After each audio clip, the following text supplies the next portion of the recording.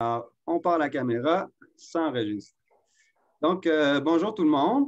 Avant de commencer, on voudrait reconnaître que la région de Lanaudière où nous vivons et où nous travaillons se trouve en partie sur le territoire autochtone non cédé du peuple Atikamekw, qu'ils appellent le Nitaskinan, qui signifie notre terre en Atikamekw.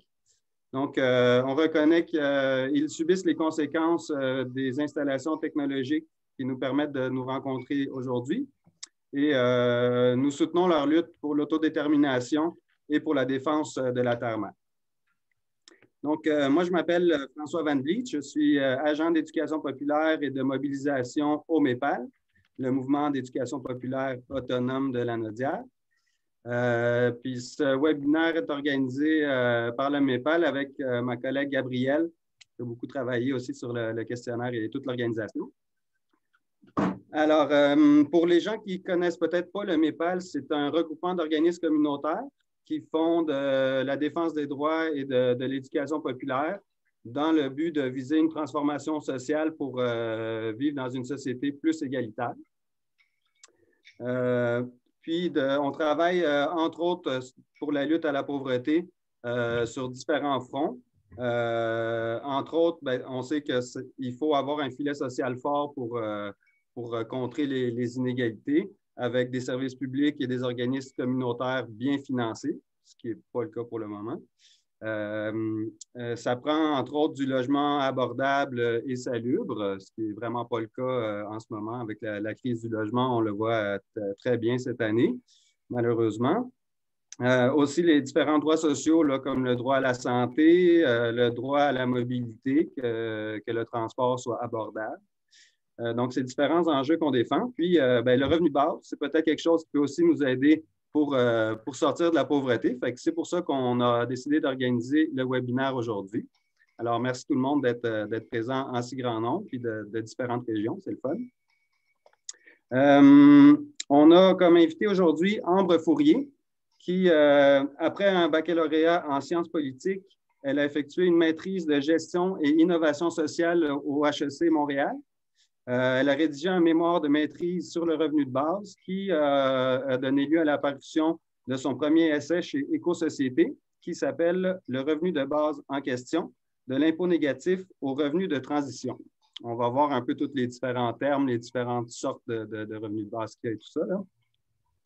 Ensuite, elle a travaillé comme agente de développement à Vie autonome Montréal, un organisme communautaire qui vise l'autonomie et l'inclusion des personnes en situation de handicap. Et depuis septembre 2019, elle est candidate en doctorat en sociologie à l'UQAM. Puis, elle est aussi membre de Polemos, un groupe de recherche indépendant tout jeune sur la décroissance. Alors, bonjour, Ambre. Bonjour, François. Bonjour tout le monde.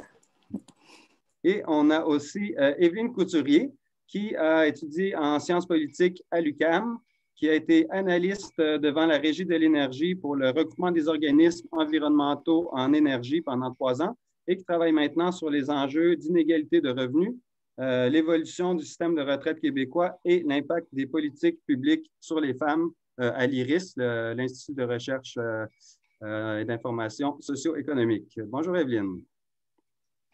Bonjour. Alors, voilà, si vous avez des questions, je vous invite soit à vous les noter ou vous pourriez les poser à la fin en levant la main ou via le chat. Est-ce que ça convient à tout le monde? Des signes de tête? Alors, parfait. On va tout de suite sauter dans le bain. Donc, le revenu de base, qu'est-ce que c'est? Ambre, peut-être tu peux nous expliquer c'est quoi, puis démêler un peu les différents termes, là, revenu de citoyenneté, revenu d'existence, allocation universelle, puis nous expliquer un peu c'est quoi les différences entre les différentes formes de revenus et lequel serait ton préféré? Oui, effectivement. Alors, c'est un vaste débat, parfois difficile de s'y retrouver un peu dans toutes ces appellations. Ce qu'on peut dire, si on prend une définition générique du revenu de base, et là, je prends la définition de Philippe Van Parijs, qui me paraît être la plus simple et qui aide en fait à comprendre un peu ce que ça pourrait être, le revenu de base. Donc, c'est l'idée finalement de verser un revenu donc c'est un revenu sous forme monétaire, hein, à l'ensemble d'une communauté politique sur une base individuelle. Là, il y a débat, on verra, et sans contrôle de ressources ni exigence de contrepartie. Hein, il n'y a pas de contrôle de ressources au début, il n'y a pas d'exigence de contrepartie. Donc, autrement dit, il n'y a pas, on distribue ce revenu donc à tout le monde, que l'on soit riche ou pauvre, que l'on ait cotisé ou que l'on n'ait pas cotisé, etc. Donc, voilà la définition du revenu de base. Alors maintenant, il y a plusieurs appellations. Certains parlent d'allocation. Alors, qu'est-ce que ça veut dire une allocation? Ça se réfère plutôt à un montant d'argent qui est distribué par un organisme central qui serait l'État. Hein. Mais dans le débat sur le revenu de base, on peut retrouver aussi des personnes qui parlent de salaire. On a aussi la mention de salaire à vie, par exemple. Hein. Qu'est-ce que c'est le salaire? Ici, ce serait plutôt la reconnaissance d'un travail accompli par la société, donc d'une activité. Parfois, on entend aussi parler de dividendes territoriales, etc. Alors, qu'est-ce que c'est un dividende? C'est la part d'un capital. Donc, on pourrait penser que c'est ce qui se passe, par exemple, en Alaska, hein, où il y a finalement, la rente pétrolière est divisée entre les membres de la collectivité. Donc, ici, on est plus dans des formes de capital. Et puis, parfois, on entend aussi le terme dotation, dotation inconditionnelle, par exemple, qui serait plutôt en fait un droit à la vie finalement. Le terme revenu est relativement neutre, signifie retour, mais il peut provenir ce revenu d'un capital, d'un travail, etc. Il ne donne pas vraiment d'informations sur la provenance finalement de ce revenu. Donc voilà un peu pour la définition générique du revenu de base. Maintenant, si on fait le saut, qu'est-ce qui, selon moi, pourrait être plus révolutionnaire? Je dirais que moi, parler de salaire, c'est quelque chose qui, je pense, est un potentiel plus révolutionnaire que de parler de revenus, hein, puisque finalement, on met l'accent sur la capacité des individus à être producteurs de valeur économique en dehors de la sphère capitaliste. Donc, voilà. Merci beaucoup. Question pour Evelyne maintenant. Donc, il existe plusieurs formes de revenus de base au Québec et au Canada sous différentes façons. Est-ce que tu peux nous expliquer c'est quoi qui existe, puis c'est quoi leur lacune? Oui, donc Ambre a fait une présentation de qu'est-ce que c'est le revenu de base, puis avec tous les autres termes. Moi, j'aime bien utiliser le terme revenu minimum garanti, mais on parle grosso modo toujours de la même chose. Mais Ambre a fait une présentation plus idéalisée. Donc, dans le monde idéal, voici comment les choses se passeraient.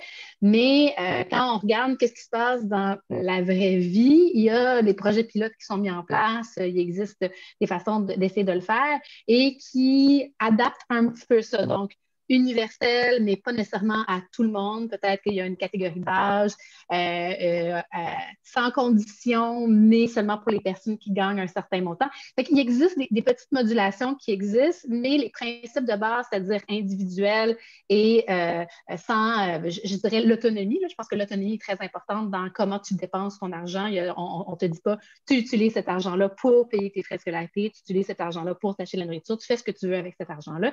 Donc, il existe quand même au Québec et au Canada, des programmes de soutien aux revenus qui répondent un peu à ces caractéristiques-là, toujours avec les nuances de la vraie vie. Comme on dit en anglais, c'est messy, c'est mélangé. Il y a tout le temps des flous qui rentrent là-dedans.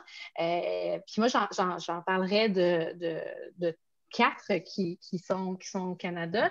En fait, il y a deux catégories de personnes qui sont particulièrement privilégiés, entre guillemets, par rapport aux revenus au Québec et au Canada. Les personnes âgées avec la pension de la sécurité de la vieillesse et le supplément de revenus garanti qui garantit un minimum de revenus pour une personne seule d'environ 19 000 $. Donc, au Québec et au Canada, une personne âgée qui n'a jamais travaillé de sa vie avec les revenus gouvernementaux a un revenu qui tourne autour de 19 000 $ par année. Ensuite, on a les enfants. Il y a beaucoup de programmes qui s'adressent aux parents qui financent, entre guillemets, les enfants. C'est sûr que ce n'est pas des montants aussi élevés, mais avec l'allocation fédérale pour enfants, par exemple, on peut avoir jusqu'à 7 000 $ par enfant. Maintenant, pour ce qui est des personnes âgées, la pension de la sécurité de la vieillesse et le supplément de revenu garanti est généralisé, bien entendu, depuis les années 90, si mon souvenir est bon.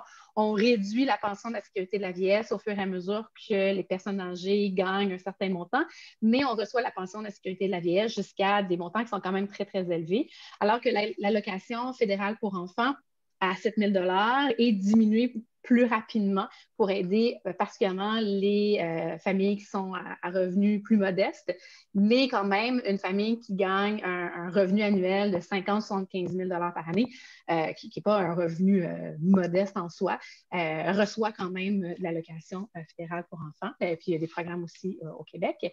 Et la troisième grande catégorie de gens qui sont soutenus, c'est les personnes qui sont sans ressources. Au Québec, on a l'aide sociale et la solidarité sociale. Sauf que la grande différence entre les personnes âgées et les enfants, c'est que pour qualifier comme personne âgée ou comme enfant, ben, il faut simplement rentrer dans une catégorie d'âge. Alors que pour qualifier pour l'aide sociale et la solidarité sociale, il faut montrer qu'on est dans une situation de pauvreté, qu'on a épuisé toutes nos ressources et qu'on n'a pas d'autres alternatives que ces programmes-là. Et les montants sont aussi beaucoup, beaucoup plus bas, surtout pour l'aide sociale qui est environ à 8 500 $ par année. La solidarité sociale, ça, c'est pour les personnes qui ont un handicap qui ne peuvent pas aller travailler pour des raisons de santé. C'est un peu plus élevé à 13 300 $. Et pour la solidarité sociale de long terme, donc si vous êtes depuis plus de 6 ans, 5 ans, 6 ans, je ne me rappelle plus exactement, sur la solidarité sociale, à ce moment-là, on garantit un revenu qui est plus élevé et je parle de plein de concepts en même temps. L'aide sociale va changer si vous êtes en couple ou non, mais la solidarité sociale de longue durée ne changera pas si vous êtes en couple ou non. Donc, il y a ces modifications-là. Puis, juste pour revenir un peu à cette idée-là de c'est quoi les grands concepts, l'aide sociale, un des grands problèmes, il y a plusieurs grands problèmes. D'une part, c'est très bas. Et d'autre part, il faut montrer qu'on n'a plus rien. On rajoute souvent des conditions, que ce soit des conditions de comment vous vivez. Est-ce que vous vivez avec des colocs? Vous ne vivez pas avec des colocs? Vous êtes en couple? Vous n'êtes pas en couple? Si vous avez des économies, si vous n'en avez pas, est-ce que vous êtes en train de faire des démarches pour trouver un emploi? Donc, ça se veut un revenu de base. On garantit, on promet à l'ensemble de la population québécoise au moins ce filet-là, mais on rajoute tellement de conditions que ça devient très difficile pour l'atteindre. Donc, il existe un filet social de revenus au Québec et au Canada, mais il est imparfait. Il couvre particulièrement les enfants et les personnes âgées. Les personnes seules adultes sont les plus grands laissés pour compte dans ce système-là. Et on se retrouve aussi avec un grand patchwork d'allocations de revenus. Si mon souvenir est bon, il y a 33 programmes différents de soutien aux revenus au Canada.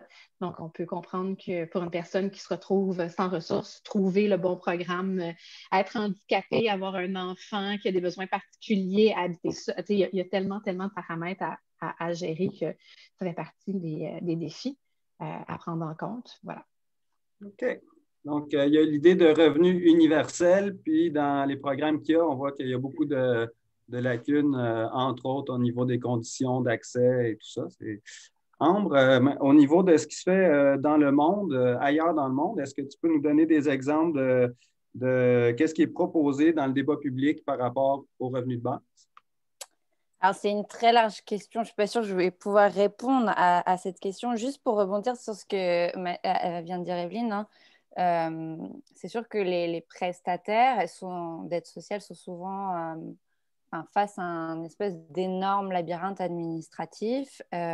Et je ne sais pas si ça a été calculé au Québec, mais je sais qu'en Europe, ça a été calculé, ce qu'on appelle les taux de non-recours aux prestations. C'est-à-dire qu'en fait, il y a des personnes qui auraient le droit à certains montants d'argent, mais à cause du fait que le système de sécurité sociale est si complexe, finalement, ne savent même pas qu'il existe des aides pour elles. Et en fait, finalement, ne demandent pas ces aides-là. Donc, ça, ce serait intéressant d'avoir quelques chiffres là-dessus pour montrer que finalement...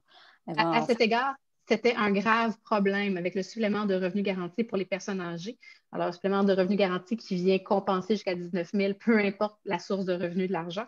plusieurs personnes âgées ne savaient pas qu'ils avaient droit et ce n'était pas calculé automatiquement, alors qu'on remplit tous et toutes ou presque un rapport d'impôt. Ils ont toute l'information. Il fallait quand même cocher des cases, remplir des formulaires. Ils ont changé ça il y a quelques années, mais oui, la facilité d'obtenir l'argent est aussi un enjeu sur ces problèmes. Je voulais juste... Finalement, on a des programmes qui finalement rejoignent pas les cibles pour lesquelles elles sont constituées. Quels sont les types donc, de revenus de base proposés actuellement dans le débat public? Alors, c'est un peu ce que j'ai tenté de faire dans mon livre, de manière... bon, c'est très des idéotypes, comme l'a dit Evelyne. Moi, c'est plus dans le ciel des idées, essayer de caricaturer un peu la réalité. Mais avant de répondre à cette question, je voudrais juste faire un petit retour historique sur d'où vient cette idée finalement de revenu de base. En fait, c'est une idée qui est très, très, très ancienne. On peut la faire remonter, selon certains, au XVe siècle. Hein. Par exemple, chez Thomas More, donc, qui était un humaniste anglais, hein, qui était un des précurseurs de ce qu'on appelle le socialisme utopique, qui disait qu'au lieu de réprimer le vol, il valait mieux en fait, donner à tous un revenu suffisant. Et environ 2 siècles plus tard, Thomas Paine, qui a notamment participé à la Révolution américaine, dans son ouvrage « La justice agraire », en fait, il fait un pas symbolique de plus par rapport à More. Pour Paine, il faudrait lier la distribution d'un revenu, non pas à un principe seulement de charité, mais à un principe de justice.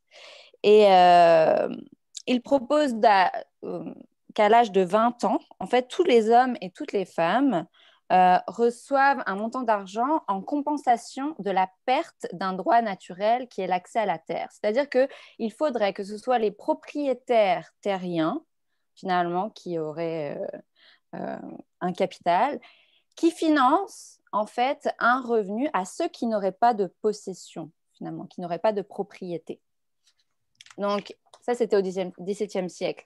Et l'idée du revenu de base, si on regarde un peu même l'histoire au Canada, c'est une idée qui a toujours refait surface un peu au moment où on a construit l'État-providence, dans les années 50. Mais en fait, elle n'a jamais vu le jour réellement.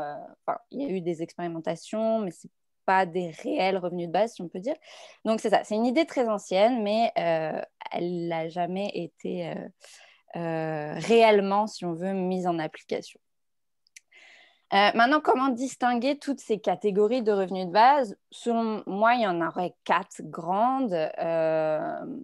Si on prend le critère de l'inconditionnalité, donc le revenu de base peut être plus ou moins inconditionnel. C'est-à-dire que finalement, la question de l'inconditionnalité, c'est de poser la question à qui on distribue, hein, qui sont les bénéficiaires. Alors, si c'est l'ensemble de la communauté politique, tous les citoyens et citoyennes, on est dans des formes plutôt de revenus de base. Si c'est seulement des personnes qui sont en delà, qui se trouvent par moment en deçà d'un certain seuil de revenus, c'est-à-dire que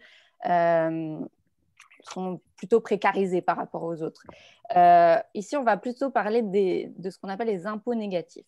C'est un montant d'argent finalement qu'on va distribuer en fonction des gains que la personne a obtenus sur le marché du travail pour ajuster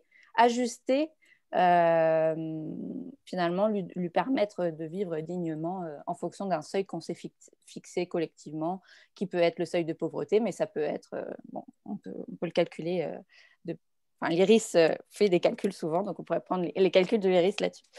Mais voilà, donc il y a l'impôt négatif et les revenus de base sur le plan de l'inconditionnalité. Maintenant, sur le plan du montant, il est plus ou moins généreux selon les propositions. On a des personnes dans le débat sur le revenu de base, il faut le savoir quand même, comme Milton Friedman, qui a défendu à un moment de sa vie le revenu de base.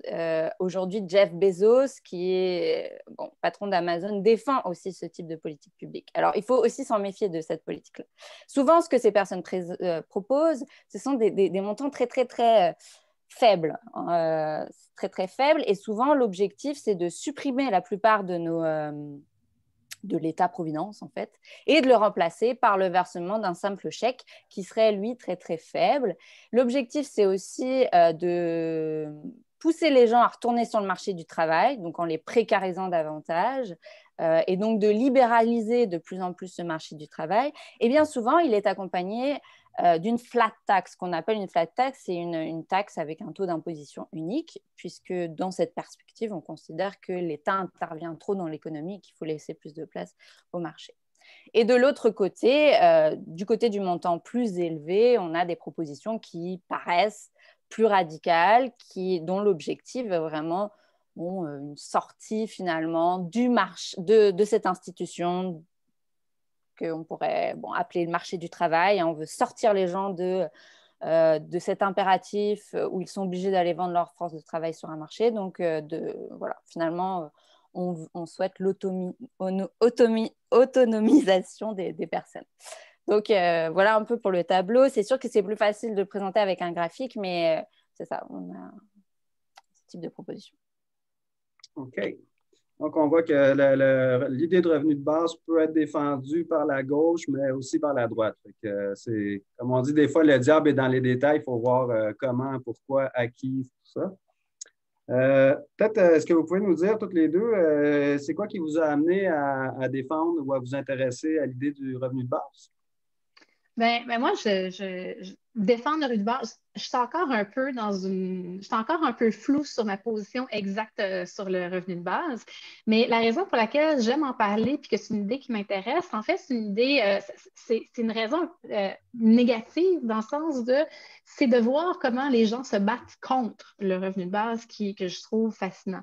C'est-à-dire qu'on va souvent utiliser des arguments on ne peut pas juste donner de l'argent aux pauvres parce qu'on va les payer à rien faire, on encourage la paresse, ces gens-là, ils ne savent pas gérer leur argent et tout. Et je trouve ça fascinant qu'on enlève toute capacité des personnes qui sont précaires à être capables de gérer leur propre vie. Il existe plusieurs recherches, par exemple, qui ont été faites pour montrer que les personnes qui sont pauvres prennent des mauvaises décisions, mais ils ne prennent pas des mauvaises décisions. Ils ne sont pas pauvres parce qu'ils prennent des mauvaises décisions, ils prennent des mauvaises décisions parce qu'ils sont pauvres. Un exemple classique, c'est si on prend le coût du transport en commun, eh bien, la façon la plus rationnelle et économique de prendre le transport en commun, c'est d'acheter une passe mensuelle. Mais une passe mensuelle, ça va coûter 80-90 $ et il faut la payer au début du mois. Donc, il faut avoir ce capital-là, il faut être en mesure de le dépenser tout de suite. Alors qu'une personne qui est précaire, qui a de la misère à payer son épicerie chaque semaine, la misère à payer son loyer, bien justement, son loyer arrive au début du mois aussi, donc possiblement qu'il n'a pas cette marge de manœuvre-là disponible. Donc, va plutôt acheter des billets à la fois, ça va lui coûter plus cher. C'est une décision absolument irrationnelle, mais en même temps, dans une situation de précarité, des fois, on n'a pas le choix. Ça, c'est quelque chose de très, très simple. Mais simplement le fait de ne pas savoir comment on va payer son logement, pas savoir comment on va payer sa nourriture, ne pas avoir accès à la nourriture de qualité, être stressé sur l'ensemble des factures qui nous viennent, si on est capable de se rendre au travail parce que sa voiture est en train de tomber en morceaux, ça fait que notre esprit est complètement utilisé par ces angoisses-là et ce stress-là et qu'on n'est pas capable de s'asseoir et se dire, ben, sais-tu quoi, je vais prendre du temps pour aller étudier, je vais prendre du temps pour pouvoir prendre une bonne décision. Je vais prendre du temps pour faire un budget et un menu pour pouvoir préparer ma nourriture. On n'a pas cet espace mental-là, on n'a pas ce temps-là. Donc, les gens qui nous disent que les personnes pauvres ne sont pas capables de se gérer, bien, je pense qu'ils se trompent. Et de dire que donner de l'argent, de donner les moyens aux gens de pouvoir avoir cet espace mental-là, d'avoir le budget pour pouvoir prendre des bonnes décisions, va les encourager à la paresse, puis va faire qu'ils vont encore moins travailler. C'est ne pas du tout comprendre c'est quoi vivre dans la précarité et c'est de ne pas du tout comprendre aussi le fait que les êtres humains, ils ont quand même une certaine pulsion à l'utilité, une pulsion de faire partie d'une société et tout. Donc, moi, ce qui m'intéresse, ce que je trouve intéressant dans le revenu de base, dans le revenu minimum garanti, c'est ça, c'est faire confiance aux gens, leur donner les moyens de ne pas être pauvres, parce que aussi simple que ça puisse paraître, être pauvre, c'est pas avoir assez d'argent, puis donner de l'argent aux gens font qu'ils sont plus pauvres. Fait que, tu sais, il y a ces affaires simples-là qui m'intéressent énormément, mais en même temps, il reste que le revenu de base, le revenu minimum garanti, c'est un enjeu qui est extrêmement complexe avec énormément de paramètres. On nous a fait un petit graphique mental de les quatre coins du revenu de base, mais justement, il y a des personnes extrêmement riches qui se disent le revenu de base, c'est le meilleur moyen de faire qu'on n'a plus besoin de syndicalisation, de normes du travail. On vous donne un peu d'argent, puis après ça, nous, on fait bien ce qu'on veut avec nos conditions de travail. On retire les services de santé gratuits, l'éducation. Les gens vont payer. On donne assez d'argent pour qu'ils puissent répondre à leurs besoins. Puis après ça, ils achèteront leurs services de la façon qu'ils veulent. Et de l'autre côté, il y a des visions beaucoup plus utopiques. Mais comment on va le payer, à qui on le donne, comment ça va être géré. Tout ça, c'est des défis intéressants et complexes qui fait que prendre position d'un bord ou de l'autre, c'est compliqué. Surtout que, pour revenir encore à Jeff Bezos et ses amis, et de tout le panorama de revenus de base qui existe, dire revenu de base, ça veut dire rien. Il faut qu'on regarde de quoi on parle, il faut qu'on en discute, mais on va entendre plein de politiciens et de groupes d'intérêt qui vont utiliser ça, mais on ne sait pas exactement où ils veulent en venir. Des fois, c'est juste pour avoir du capital de sympathie puis du capital progressiste. Donc, il faut être très attentif à ça et toujours garder un œil sur cette tension entre l'individualisme. C'est très bien d'aider les personnes individuelles, mais il faut se rappeler qu'ils ont des conditions particulières, et la solidarité, s'assurer que, justement, ces conditions particulières-là, on est capable de les prendre en compte. Donc, donner de l'argent de façon égale à tout le monde, fantastique, mais qu'est-ce qu'on fait avec les personnes qui vivent avec des handicaps? Qu'est-ce qu'on fait avec les personnes qui vivent avec des défis particuliers?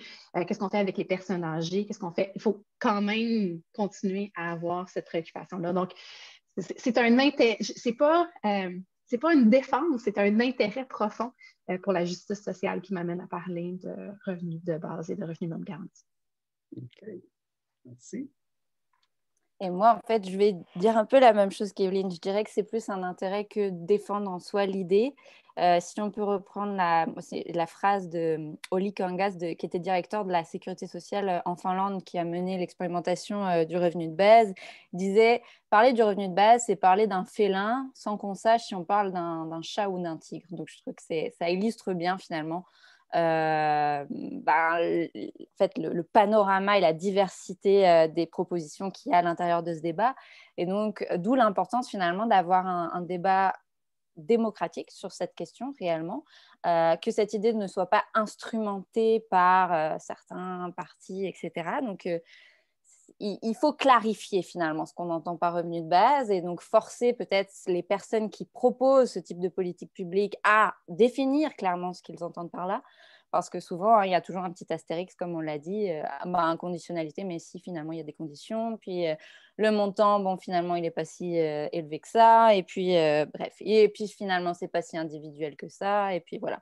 Donc, c'est ça. Je dirais que moi, je suis arrivée à la question du revenu de base en partie parce que je m'intéressais aussi aux politiques sociales, mais plutôt liées à la question du marché du travail, à phénomène de précarisation des travailleurs, travailleuses, ubérisation, etc. Je me dis, peut-être ça peut être une idée intéressante. Bon, finalement, en creusant, j'ai vu que ça peut être aussi un cheval de Troie, donc il faut faire attention. Deuxième chose, je suis arrivée aussi au revenu de base via donc, la décroissance. Un peu dans une perspective de transition vers, si on imagine une autre forme de société, cela peut être intéressant dans le sens où le revenu de base pourrait nous permettre de récupérer du temps pour justement se faire... pour libérer finalement des espaces qu'on pourrait qualifier d'autoproduction, c'est-à-dire se faire à manger convenablement, aider son voisin, produire soi-même, etc. En tout cas, des espaces, des brèches d'autonomie comme ça qui pourraient être intéressantes dans une perspective même de soutenabilité, puis de réapprentissage de certains savoir-faire qu'on a un peu perdus avec le salariat. Donc voilà... pourquoi je trouve l'idée intéressante, mais je suis d'accord avec le fait qu'il faut absolument faire attention à cette idée aussi. Et aussi, je rebondirais sur effectivement cette tension entre revenus et services publics. Selon moi, il ne faut surtout pas que le revenu de base vienne détruire des services publics. Les services publics doivent accompagner finalement cette politique sociale-là et doivent aller de pair, disons. C'est très important. Mm-hmm. Bon, fait que j'ai bien fait dans mon introduction de dire que la lutte à la pauvreté ne se limitait pas au revenu de base. Fait que justement, est-ce que vous pouvez nous dire, selon vous, c'est quoi les paramètres essentiels qu'il faut qu'il soit là pour que le revenu de base soit porteur de justice sociale et pas l'inverse. C'est que, dans le fond, que ça aide à éliminer vraiment la pauvreté. Selon vous, qu'est-ce que ça prend? Ben, d'une part, c'est sûr qu'un des critères, un des premiers critères dont on va entendre parler, c'est la hauteur, c'est le montant qui va être donné. Je donnais des chiffres tantôt pour les programmes de soutien de revenus relativement universels qu'on a au Québec et au Canada. Bien, pour les mettre en perspective, la mesure du panier de consommation, donc la mesure, c'est pas une mesure de pauvreté, c'est une mesure de couverture de besoins. C'est combien est-ce qu'on a besoin pour être en mesure de couvrir le strict minimum, mais vraiment le strict minimum des besoins des gens, et calculé sur la base, il y a eu un changement de base, là, je vous épargne les détails, là, mais calculé à 20 000 $ pour une personne seule à Montréal. Donc, pour qu'une personne seule à Montréal soit en mesure de couvrir ses besoins, mais sans aller manger au restaurant, sans manger du crabe parce que c'est la saison du crabe, sans aller au cinéma, mais vraiment le strict minimum, c'est 20 000 $. On peut comparer ça avec l'aide sociale qui est à 8 500 $ et qui n'est pas du tout ajustée en fonction des villes. On peut comparer ça à, pour ce qui est la pension de la sécurité de la vieillesse, puis le supplément de revenu garanti qui est à 19 000, on voit que c'est déjà plus raccord, mais on voit qu'il y a quand même une bonne différence. Et à l'IRIS, on pense que si on est pour mettre en place des mesures de soutien aux revenus décents, bien, il faut s'assurer que les gens y aient assez d'argent pour répondre à leurs besoins, peu importe la situation dans laquelle ils sont. Fait que ça, c'est une des caractéristiques. Est-ce qu'on réussit vraiment à sortir les gens de la pauvreté ou on fait juste les maintenir dans la pauvreté avec le revenu? Après ça, ben, il faut que ça soit universel et sans condition. Maintenant, il faut voir parce que universel et sans condition, astérisque. Est-ce qu'on garde, étant donné qu'on a des programmes pour les plus vieux et pour les plus jeunes, est-ce qu'on dit entre 18 et 64 ans? Est-ce qu'on dit en bas d'un certain niveau de revenu? Donc, il y a des petits paramètres qu'il faut mettre, mais il ne faut pas que ce soit des conditions qui sont trop difficiles. Il ne faut pas qu'on ait besoin de prouver qu'on en a besoin. Notre système social, de sécurité sociale a commencé comme ça. Les premiers programmes pour les mères indigentes, mais il fallait prouver qu'on était des femmes pieuses qui avaient des enfants avec un homme avec qui on était mariés, peut-être qu'on était veuves, mais il fallait vraiment montrer qu'on était des bonnes personnes selon une grille de caractéristiques qui ne nous appartenaient pas. Ben, l'aide sociale est un peu héritier de ce style-là, mais il faut enlever ce type de stigmatisation-là. Donc, il faut vraiment déstigmatiser les gens qui en ont droit. Il faut que les gens puissent faire ce qu'ils veulent avec l'argent, autonomie complète. Vous achetez un PlayStation ou vous achetez une épicerie, c'est votre affaire, c'est votre argent. Puis, bien sûr, ben, il faut que ça s'ajoute aux services publics, ça s'ajoute aux programmes de soutien particuliers pour les réalités particulières. Ça, c'est très, très important. Maintenant, il va y avoir des modifications nécessairement. Quand si on donnait de l'argent pour sortir tout le monde de la pauvreté, c'est sûr que les besoins d'éducation en services publics, en santé vont changer, mais il faut s'assurer que l'accès et la qualité soient là et inconditionnels, peu importe le revenu de base qui est offert. Oui, bah, c'est exactement. Moi, je vais dans le sens d'Evelyne. Peut-être de manière plus symbolique, je dirais qu'il faut penser le revenu de base non pas en termes de pouvoir d'achat, donc distribution d'argent, mais plutôt en termes d'accès aux moyens d'existence. Donc, finalement, accès aux moyens d'existence. Et donc, du coup, dans ce package-là, eh ben, on inclut des services publics adéquats, un montant d'argent pour avoir une certaine liberté, une autonomie par rapport à ce qu'on souhaite acheter. Mais ce n'est pas seulement une politique de relance qu'on pourrait qualifier de relance de la demande où on veut finalement relancer l'économie à travers ça, etc. Parce que là, il y a un autre enjeu qui est celui de l'écologie. Donc, c'est vraiment à travers cette politique publique, c'est ça qui doit être défendu. C'est cet accès à un logement convenable, à une liberté finalement qui est liée au fait d'avoir de l'argent convenable, etc. Et toutes ces variables-là devraient être discutées finalement collectivement, débattues dans l'espace public, finalement pour qu'on se fixe collectivement une certaine norme, ce que Gorz appelait une norme du suffisant, c'est-à-dire qu'est-ce que ça nous prend pour vivre. Alors, on peut avoir calculer cette norme du suffisant de manière très quantitative, donc comme le fait la MPC, etc. Mais on pourrait aussi, via des enquêtes plus qualitatives, qu'est-ce que ça prend aux gens finalement pour se sentir à l'aise dans leur vie, etc. Donc, c'est ça. Cette norme du suffisant et plutôt mettre l'accent, finalement, quand on pense la politique publique sur l'accès aux moyens d'existence et non seulement la distribution d'un pouvoir d'achat. All right. Parfait. Et question pour Evelyne maintenant. Selon toi, qu'est-ce que ça changerait au quotidien, le revenu de base, notamment, est-ce que ça aurait un impact sur le coût de la vie et l'inflation? Je pense que des changements que ça aurait sur la vie au quotidien, je pense que Hans serait aussi capable d'en parler, c'est vraiment justement notre rapport au travail, notre rapport au temps. C'est là-dessus que les changements seraient les plus importants. Libérer l'espace mental de survie, comme je mentionnais tantôt. Être pauvre, ça prend énormément de ressources de façon complètement paradoxale. Ça prend énormément de temps. Être pauvre, c'est une job à temps plein, puis en plus que tu trouves une job, c'est une autre affaire. Fait que, bon, ça libère ça. Mais si on parle vraiment de la question de l'inflation, ben, c'est une crainte qu'on a tout le temps de dire on va prendre de l'argent puis on va l'injecter dans l'économie, puis là, tout d'un coup, tout va coûter plus cher. Mais la première chose à dire, c'est les choses coûtent plus cher, pas nécessairement parce que les gens ont plus d'argent tout d'un coup pour le dépenser. On voit ce qui se passe, par exemple, avec la crise du logement. Oui, on peut faire un lien avec le fait que les taux d'intérêt sont bas, mais la crise du logement dépasse amplement l'argent qui est disponible à dépenser là-dedans. Mais aussi, quand on parle de revenus de base, ben, à part dans certaines circonstances, on ne parle pas de créer de l'argent, du nouvel argent, on parle de redistribuer de l'argent qui existe déjà. Fait que déjà, on voit que ça minimise un peu la question de l'inflation. Et étant donné que c'est une crainte, les grandes craintes du revenu de base, c'est l'inflation et le fait que les gens vont arrêter de travailler. Ça, c'est les deux grandes craintes qu'on a. Donc, quand on fait des études, quand on fait des projets pilotes sur le revenu de base, sur le revenu minimum garanti, ben, c'est les deux grands paramètres qu'on regarde. Et si on parle juste de l'inflation, on se rend compte que ça a un effet marginal. Donc, je ne dis pas que ça n'a aucun effet, mais ça n'a pas un effet qui est dramatique, ça n'a pas un effet qui change vraiment notre rapport à l'argent puis notre rapport aux dépenses qu'on fait. Ça ne fait pas une inflation qui est incontrôlable ou qui perturbe l'équilibre économique.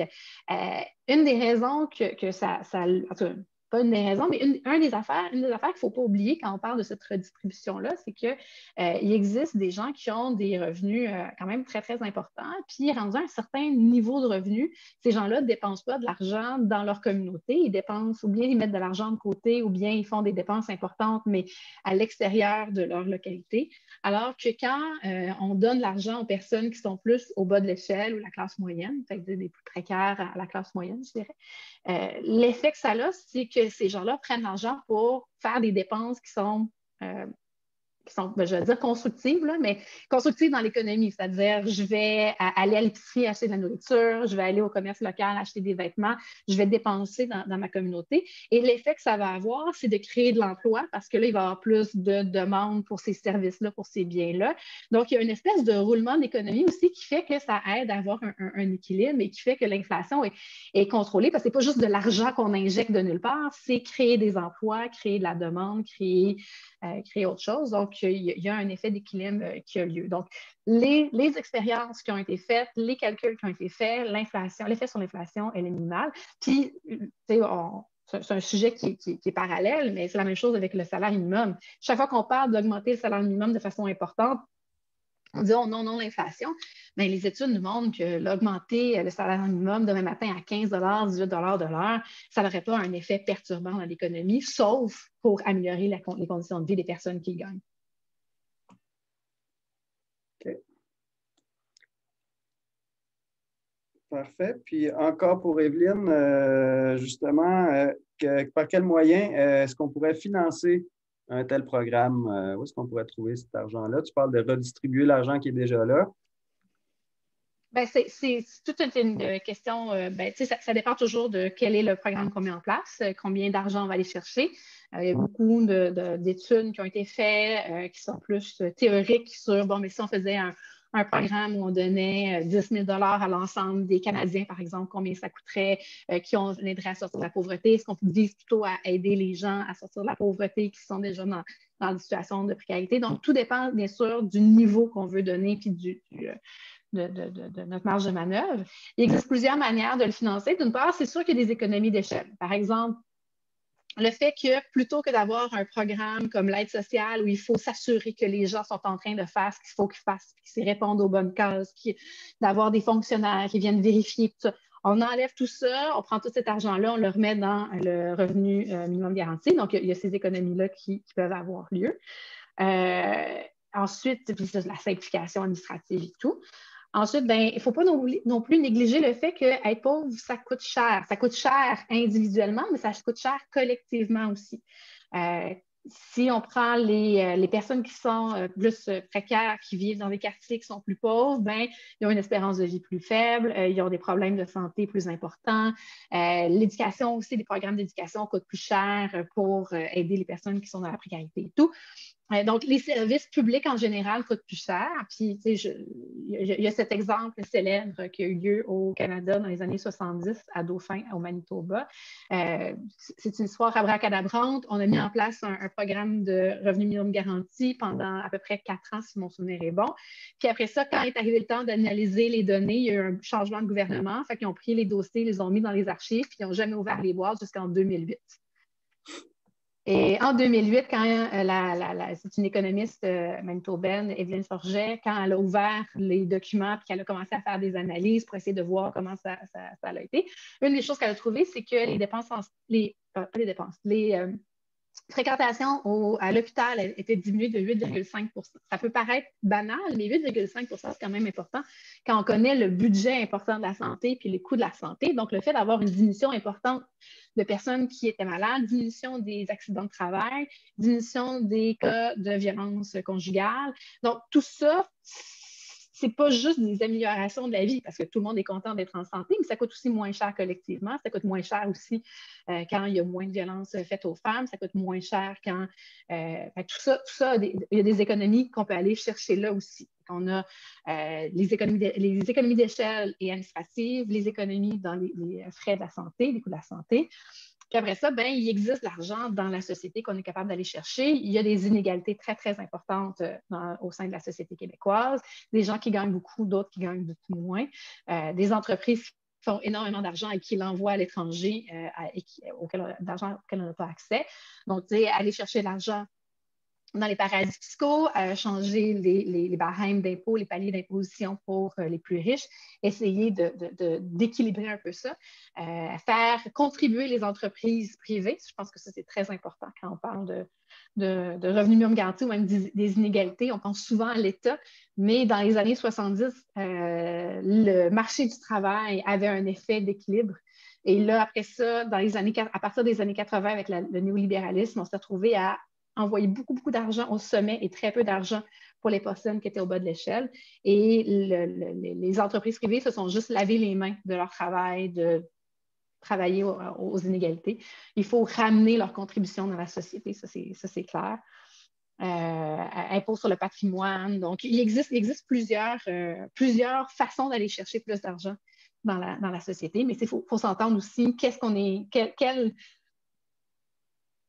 qu'on veut comme revenu minimum garanti, mettre un budget, puis après ça, aller voir quelles sont les sources d'argent qu'on peut aller chercher. Mais il n'y a pas d'argent. Il n'y a pas infini d'argent, il n'y a pas d'argent. Puis une autre façon de le faire aussi, je disais que créer de l'argent de nulle part, on ne faisait pas ça nécessairement, mais en même temps, le Canada, et si le Québec était un pays indépendant, on pourrait avoir notre monnaie à nous et on pourrait se dire que collectivement, on a envie d'injecter de l'argent et d'injecter de l'argent dans une perspective de faire justement fructifier cet argent-là en la faisant rouler. Donc, pas investir dans des personnes qui vont le mettre dans des paradis fiscaux, mais investir auprès des gens qui vont dépenser de façon locale, mais toujours en ayant une pensée, comme disait Ambre, on ne peut pas consommer de façon infinie sans avoir de réflexion là-dessus, là. Mais il y aurait cette possibilité-là d'aller chercher des ressources aussi. OK, merci. Je vais skipper un peu dans mon programme. Une question pour Ambre. Est-ce que tu peux nous dire un peu plus comment le revenu de base peut s'inscrire dans une sortie du système capitaliste puis aller dans une transition vers la décroissance?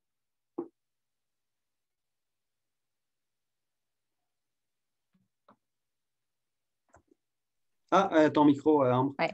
Excusez-moi. C'est une grosse question, là encore, et on est, disons, dans la prospective. Donc, ça fait quand même 200 ans que des gens cherchent à sortir du système capitaliste, mais on n'y arrive toujours pas. Donc, il faut quand même rester humble pour répondre à cette question. Mais en quoi ça pourrait être intéressant comme politique de transition, et j'insiste sur le mot transition, puisque l'objectif, hein, c'est quand même qu'à terme, ce revenu de base, on n'en ait plus besoin.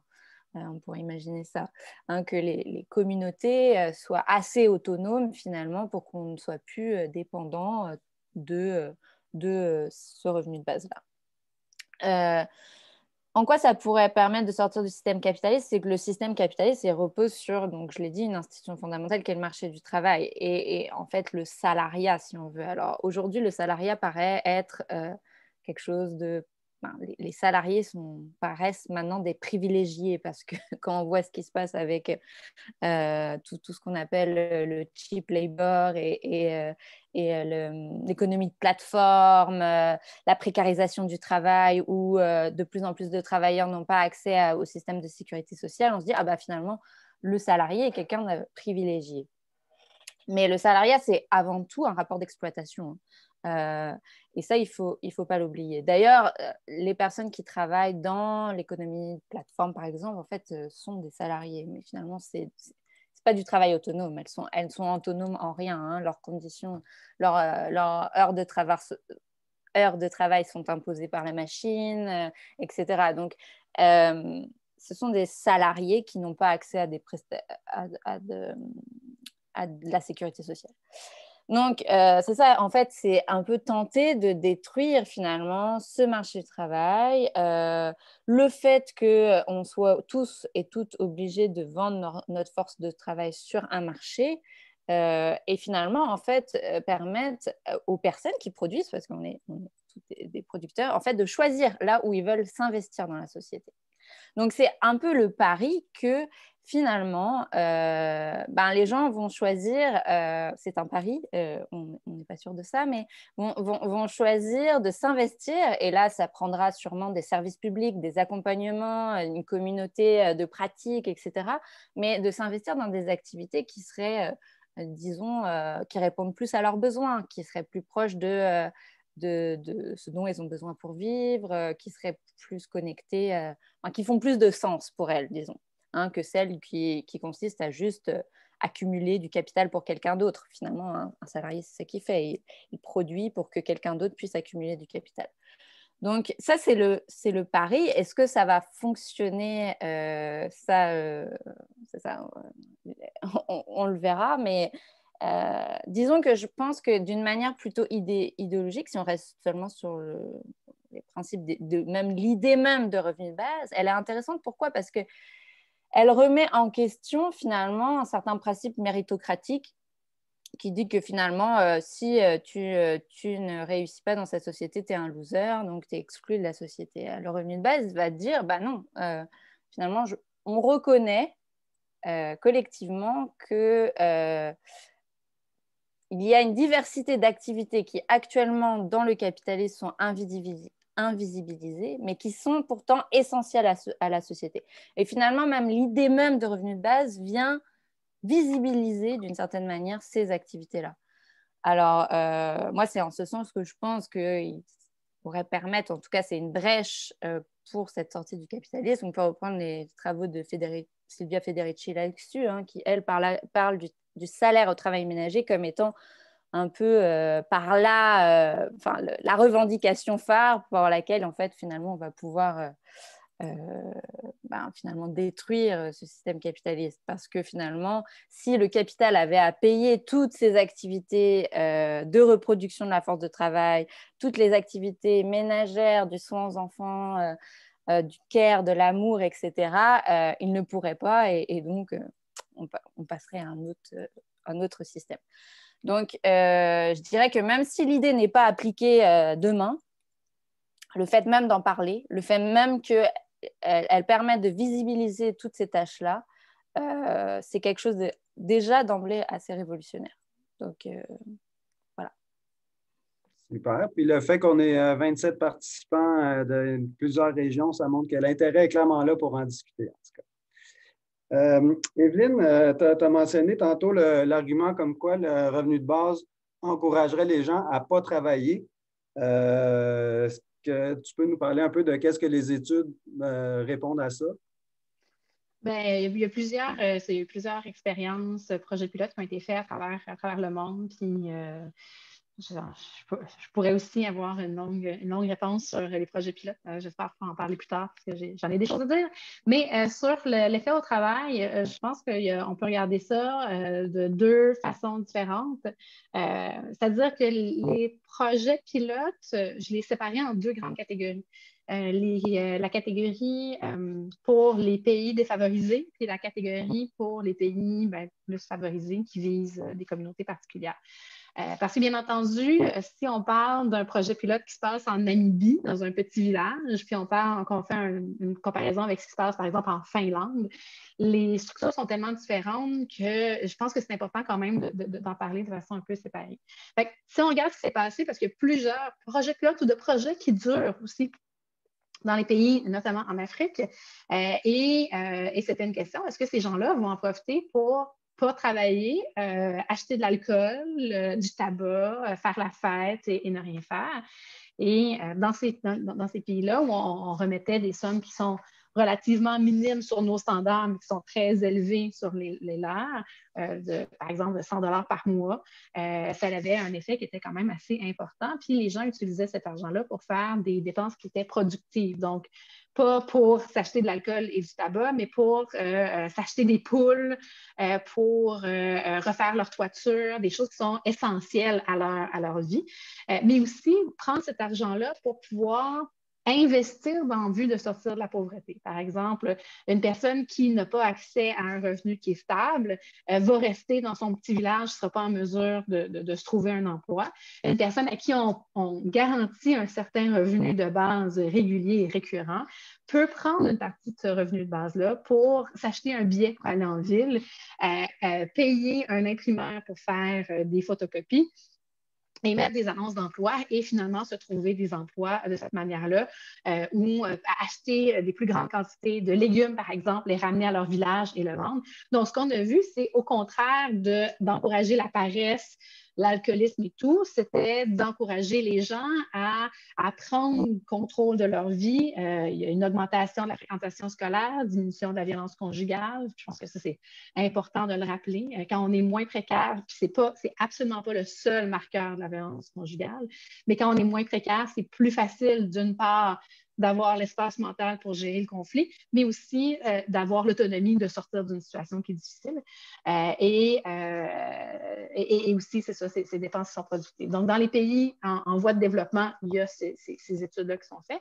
Et dans les pays plus développés, au Manitoba, c'est ça qu'on a vu aussi, c'est que les gens qui recevaient cet argent-là n'ont pas du tout diminué leur temps de travail, au contraire. Et les deux seules catégories de personnes qui ont légèrement diminué leur temps de travail, c'est les étudiants qui, plutôt que d'aller travailler, restaient aux études. Donc, on a vu que les élèves de secondaire 4, secondaire 5 décrochaient beaucoup moins. Et même, on a vu dans la deuxième année du programme au Manitoba, un raccrochage important, ce qui fait qu'il y avait plus d'étudiants inscrits, beaucoup plus d'étudiants inscrits en secondaire 5 que d'étudiants qui ont fini leur année de secondaire 4. Donc, il y avait un raccrochage, donc une poursuite des études, ce qui est quand même une bonne nouvelle. Et l'autre catégorie de personnes qui ont diminué leur temps de travail, c'était les mères de jeunes enfants. On se rappelle qu'on est dans les années 70, le congé de maternité n'était pas quelque chose qui était très soutenu et général. Alors là, les mères de jeunes enfants prenaient du temps pour rester avec leurs jeunes enfants dans les premiers mois de vie. Donc, c'est une diminution du temps de travail, mais une diminution de temps de travail qu'on pourrait trouver absolument justifiable collectivement. Ça, c'est au Manitoba, mais ce qu'on a vu aussi dans d'autres exemples de d'autres pays, d'autres projets pilotes, ça reste globalement la même chose. une diminution faible dans certaines catégories, une augmentation dans d'autres, mais surtout cet espace-là pour dire, bien, finalement, qu'est-ce que je veux faire? Prendre le temps de retourner aux études, prendre le temps de faire un plan d'affaires, par exemple, pour partir sa propre entreprise, prendre le temps de créer des choses. Donc, le travail se fait. Et aussi, ben, être pauvre, ça demande du temps. Trouver un emploi, ça demande aussi du temps et des ressources. Donc, on donne à ces gens-là le temps et les ressources pour pouvoir se trouver un emploi. Donc, il n'y a pas d'effet négatif sur l'emploi des revenus minimum garantis tels qu'ils ont été expérimentés dans la vraie vie. Okay. Et une autre, si je peux ajouter, une autre...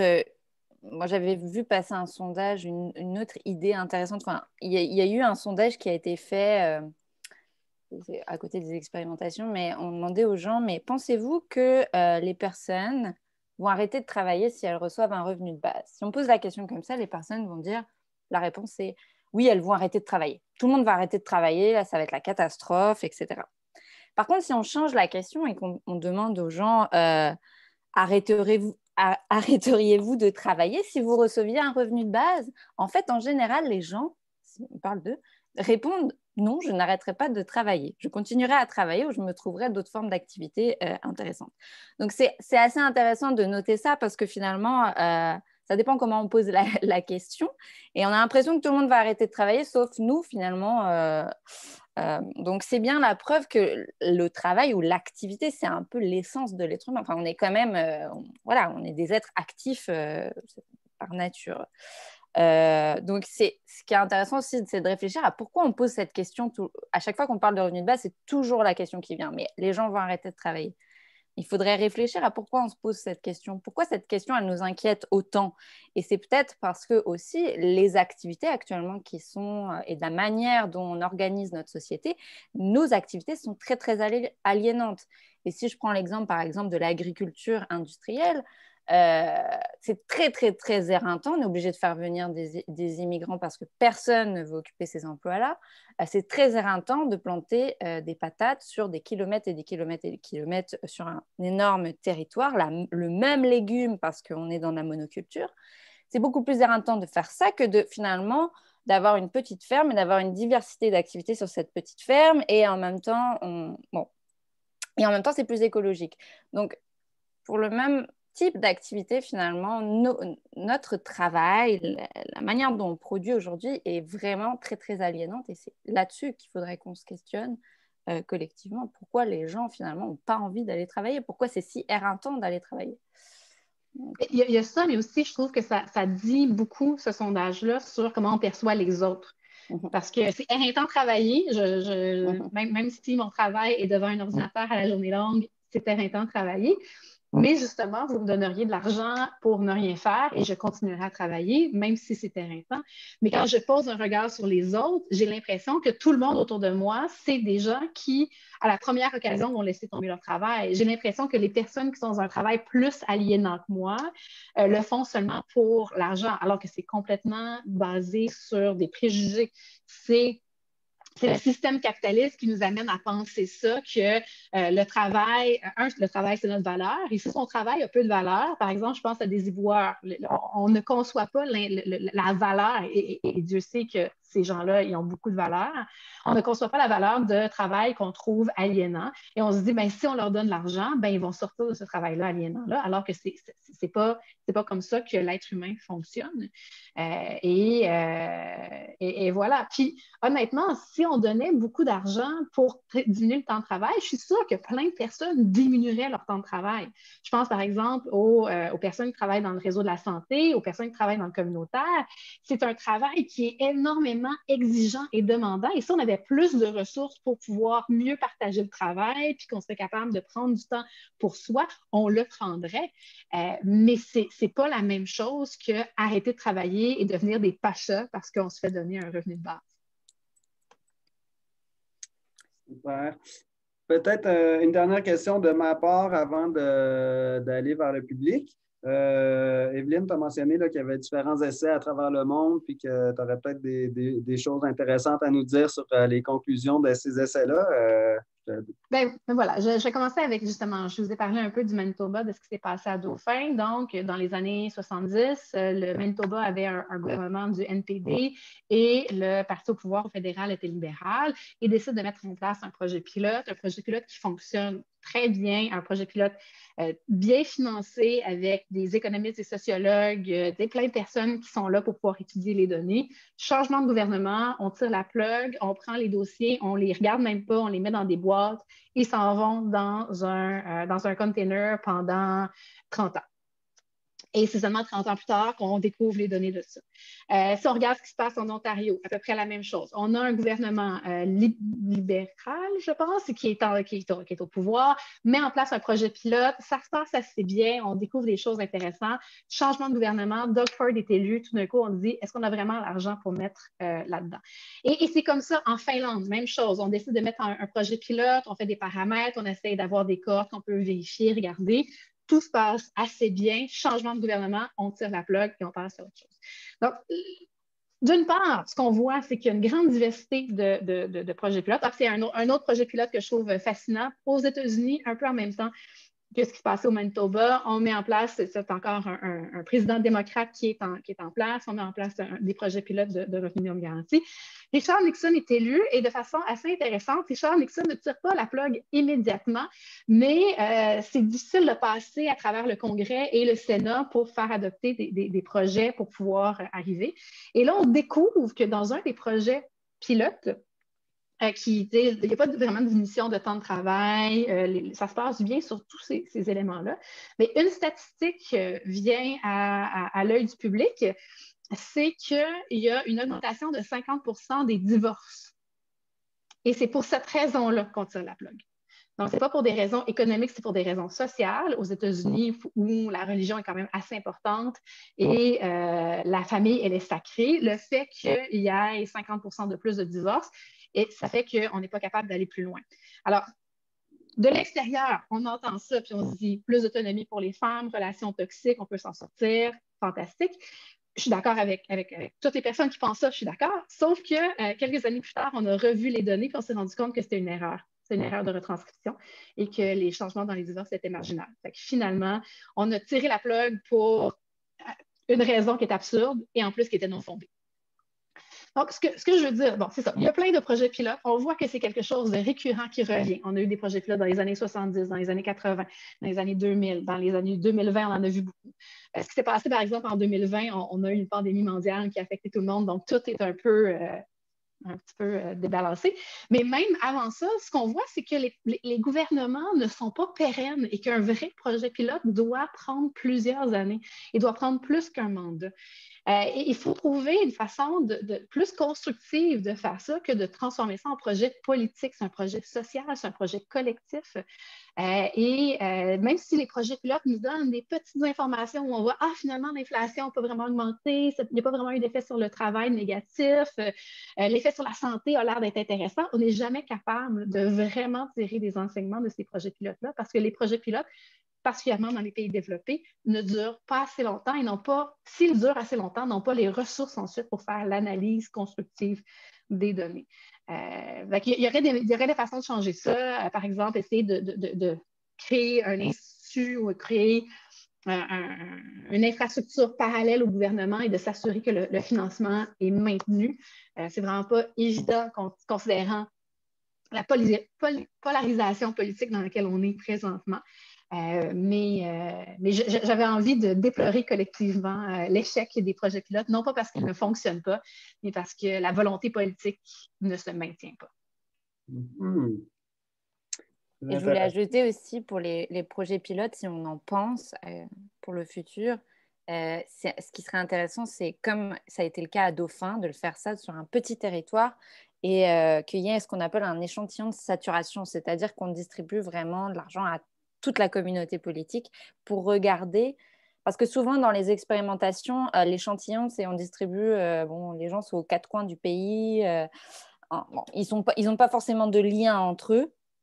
Alors, ce qui serait intéressant de regarder, c'est quels sont les liens et les projets qui se créent à partir de ce versement de ce revenu-là. Donc, au sein d'une petite collectivité, par exemple, ça pourrait être réfléchi en ce sens. Je Je pense qu'en Ontario, il y a eu certaines villes, au Manitoba, il y a, bon, c'était... Mais souvent, en Europe, par exemple, c'est souvent des échantillons dispersés, donc on ne peut pas observer quels sont les liens des personnes entre elles. Super. Maintenant, je donnerai la parole au public. Si vous avez des questions, je vous invite à lever la main ou à noter vos questions dans le chat. Sinon, moi, j'ai encore une couple de questions que je peux poser, mais je vous invite à poser vos questions. Valérie du MEPAC. Je peux peut-être briser la glace. Okay. Ouais, on parlait un peu de Bezos, c'est la droite qui propose un revenu de base. Je me demandais, dans les théoriciens probablement plus de gauche, est-ce qu'il y en a qui ont pensé à un revenu maximum? Là, on parle de revenu de base, mais de justement plafonner dans l'autre sens. Un peu dans l'idée aussi que c'est de la redistribution de la richesse. Dans le fond, on peut voir... je sais qu'on est un peu dans l'utopie, là, mais...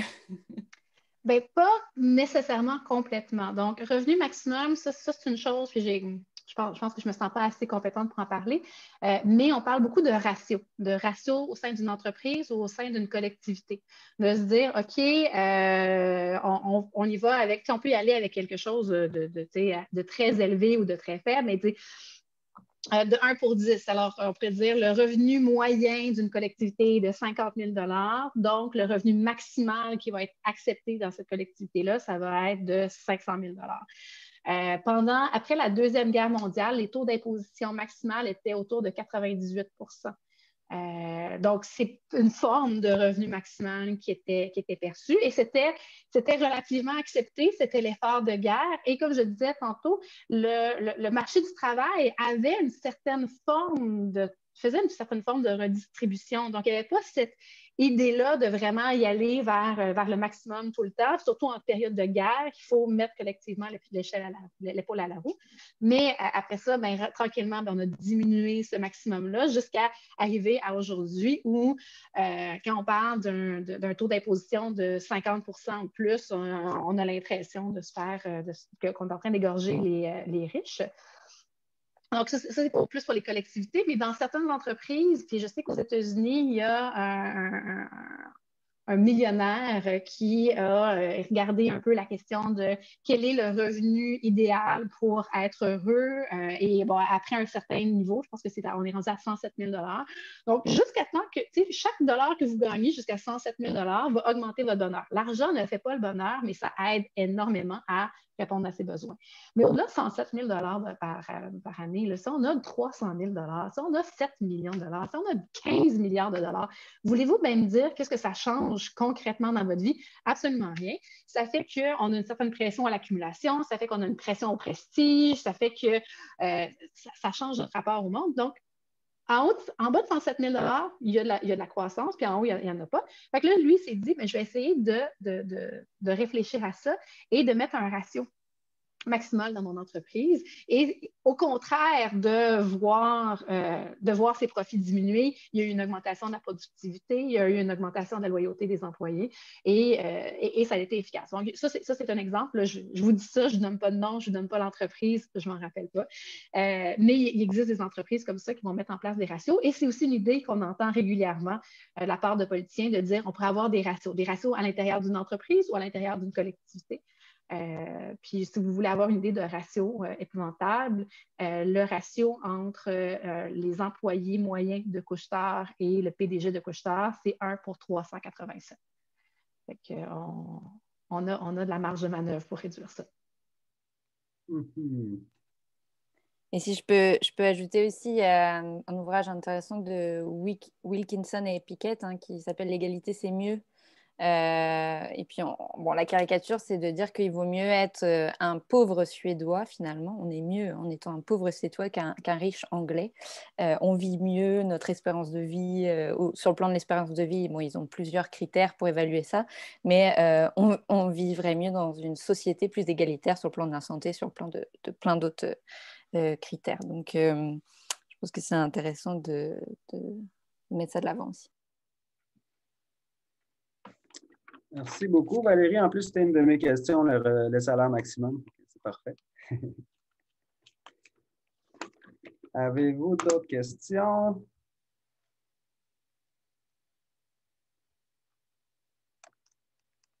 Il y en a une, Victoria, tu lèves la main?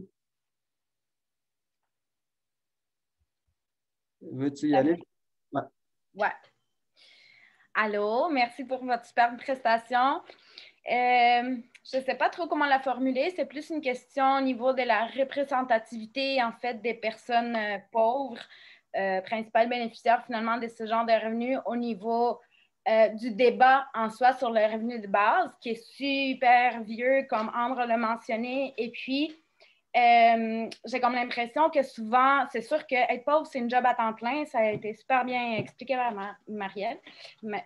Puis, souvent, j'observe que leur opinion est filtrée, en fait, par des organismes, par des experts ou par l'État, au mieux, là, mais encore. Donc, je me demandais, en fait, au niveau du revenu de base, est-ce qu'on a une place, en fait, un mécanisme d'aller chercher leur opinion, justement, sur leurs besoins à ces niveaux-là, ou si c'est vraiment un débat qui est encore au niveau qui les exclut finalement? Bon. C'est à mon avis, une question, à mon avis, très essentielle. Ce que je peux dire, c'est que ce que j'ai vu là, il y a quelque chose d'intéressant qui se passe au Québec en ce moment, c'est l'Arbre. Donc, ça s'appelle Alliance Revenu de Base Région Est, où ils tentent. Alors là, c'est du coup, ils ont sur leur table plusieurs personnes, des experts, mais aussi des personnes qui sont dans des situations de précarité, pour tenter finalement, et ils tentent de se mobiliser pour mettre en place un projet pilote. Donc, c'est Gaspésie, Bas-Saint-Laurent, Île-de-la-Madeleine. Effectivement, c'est à mon avis, les personnes sont là. Hein. Je suis allée à plusieurs consultations publiques. Les personnes en situation de précarité sont là, mais il y a des experts qui finalement ne les écoutent pas ou n'écoutent pas leur situation. C'est pour ça que je pense qu'en général, on est beaucoup dans des études très quantitatives et on fait très peu de qualitatif aussi. Donc, il faudrait mettre l'accent aussi sur ces études plus qualitatives là, mais c'est sûr qu'il faut tout revoir, notre débat démocratique. Je parle au nom d'une situation que je ne connais pas, donc voilà. Moi aussi, je parle d'une situation que je ne connais pas et je pense que ça reproduit le préjugé qu'on a sur les personnes qui sont en précarité, qui sont des personnes qui n'ont pas les ressources, qui n'ont pas la capacité de réfléchir par elles-mêmes. Mais en même temps, il existe des initiatives, on essaie de les inclure. Maintenant, bien entendu, il existe autant de situations de précarité que de personnes qui sont dans la précarité. Donc, c'est sûr qu'on a besoin d'avoir une certaine médiatisation à travers des groupes ou à travers, de pouvoir rassembler ces gens-là pour pouvoir avoir une idée un peu plus de qu'est-ce que c'est. Je sais que c'est le centre, non, c'est le... Il y a eu le Centre d'études de pauvreté et d'exclusion qui inclut des personnes qui vivent dans la pauvreté. Puis pour avoir assisté à des réunions, au contraire de ce que Ambre dit, les personnes qui étaient en situation de pauvreté étaient écoutées. Et en tout cas, bon, je ne dis pas que c'est comme ça dans chacune des réunions, mais là où est-ce que j'étais, je trouvais qu'il y avait une vraie participation, qui n'était pas juste une devanture. Puis c'est important que les personnes qui sont en situation de pauvreté participent à ce genre de mécanisme-là. J'ai parlé rapidement qu'il y avait eu un rebasage de la mesure du panier de consommation. Donc, une fois de temps en temps, Statistique Canada se pose la question, OK, la mesure du panier de consommation, c'est pour la couverture des besoins. Est-ce que les besoins ont changé? Quels sont les besoins maintenant? Et ils font ce travail-là en collaboration avec des organismes, des experts, des économistes, des personnes qui sont en situation de pauvreté pour essayer de mieux comprendre les besoins et tout. On a passé, si on prend le revenu de base, pas de revenu de base, pardon, la mesure de panier de consommation pour 2021 avec les calculs de 2008, avec la base de 2008. Alors, qu'est-ce qu'on considérait qu'étaient les besoins de base en 2008? On est à 17 820 pour une personne seule à Montréal. Et si on prend la base de 2018, on est à 20 080. C'est-à-dire que c'est 3 000 de plus. ça ne veut pas dire nécessairement qu'on a pris en compte la vie des personnes qui sont dans la précarité, mais de toute évidence, on a reconnu que les besoins étaient plus importants. Donc, je n'ai pas de témoignage des personnes qui ont participé à ce processus-là, mais il y a certaines ouvertures, puis ces ouvertures-là sont très importantes. Merci. Puis si je peux rajouter de quoi qui était dans une de mes autres questions, c'était au niveau de c'est quoi les mouvements citoyens qui défendent ou qui s'intéressent au revenu de base, on va dire. Bien, il y a au Québec le collectif pour un Québec sans pauvreté. Bon, le MEPAL, on est un regroupement d'organismes qui inclut des organismes populaires, communautaires qui travaillent, dont les membres sont des personnes à faible revenu. C'est une des façons aussi qu'on inclut, qu'on travaille avec ces personnes-là, dans le fond, dans ce débat-là. Tantôt, il y avait Luc Gosselin qui était présent, il a dû quitter, mais lui, il est dans un autre organisme qui s'appelle le Revenu de base Québec aussi, qui milite pour ça. Et au niveau du Canada, il y a un groupe qui s'appelle UBWork, UBI pour Universal Basic Income, qui travaille beaucoup là-dessus. Puis il y a un projet de loi qui a été déposé en février là, au fédéral sur le revenu de base. Donc, voilà pour... Je peux ajouter aussi, actuellement, il y a les artistes aussi, bon, à cause de la crise, qui se mobilisent aussi sur cette question, et les paysans, paysannes aussi, qui commencent à s'intéresser, notamment via l'Union paysanne, à s'intéresser aussi à cette question, donc pour soutenir finalement la relève agricole en partie. Merci beaucoup pour cet ajout. Oui, on a Joanne Saint-Denis qui a une question. Oui, ben en fait, c'est pas une question. Je voulais rajouter, je ne crois pas que vous l'avez mentionné, il y a aussi le Front commun des personnes assises sociales du Québec qui milite pour un revenu, je ne suis pas certaine qu'il l'appelle comme ça exactement, mais qui milite pour un revenu citoyen depuis des lustres. Donc, c'est quand même un groupement qui travaille très fort à faire avancer ce dossier-là. Oui, merci. Je les avais un peu inclus dans l'idée du collectif Québec sans pauvreté, mais c'est une très bonne précision. Merci. On aurait le temps peut-être pour une autre question. Je ne sais pas sinon si Ambre et Evelyne, il y a des choses que vous vouliez dire. Je vais donner la parole à Fanny, puis après à Valérie. Oui, bonjour. En fait, je serais curieuse de savoir s'il y a eu des études aussi au niveau justement d'un revenu de base aussi pour les artistes, tout ça, c'est un peu mon cas. Souvent, c'est un domaine qui est très précaire, qui varie aussi assez rapidement.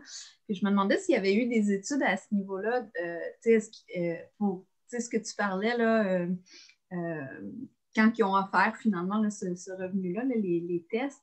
Est-ce qu'il y a eu un impact au niveau culturel? Est-ce que ça a déjà été étudié ou c'est ça ma question. Une bonne question. Mais à ma connaissance, il n'y a rien qui a été fait spécifiquement là-dessus. Mais c'est sûr que dans le principe du revenu de base, il y a cette idée-là que ça, surtout dans sa version un peu idéalisée, cet objectif-là, que ça libère les gens pour pouvoir faire ce qu'ils veulent. Puis ce qu'ils veulent, ben, ça peut être philosophique, ça peut être faire de la recherche fondamentale dans leur sous-sol, mais ça peut être aussi faire de la création. Puis c'est cette idée-là aussi de faire un filet social pour le risque. On parle souvent du risque pour les entrepreneurs, hein, ces entrepreneurs qui sacrifient tout et c'est pour ça qu'ils méritent tout leur argent. C'est beaucoup plus facile de tout sacrifier quand on sait qu'on a quelque chose qui fait que si jamais ça ne fonctionne pas, on va réussir à s'en sortir. Et les artistes aussi font ce genre de pari-là, de dire je prends 6 mois, 1 an pour travailler sur un projet artistique. Tu ne sais pas si ça va fonctionner ou ça ne va pas fonctionner. Tu ne sais pas si tu vas être satisfait de ta création, tu ne sais pas si les gens vont recevoir ta création. Donc, d'avoir ce filet social-là et un filet qui n'est pas stigmatisant pour pouvoir faire de la création, ben ça serait une des choses utiles. On parlait de care, on parlait de soins des autres, mais aussi cette idée-là de pouvoir créer des choses. Puis ça peut être créer un potager comme créer une œuvre artistique. C'est sûr que c'est aidant.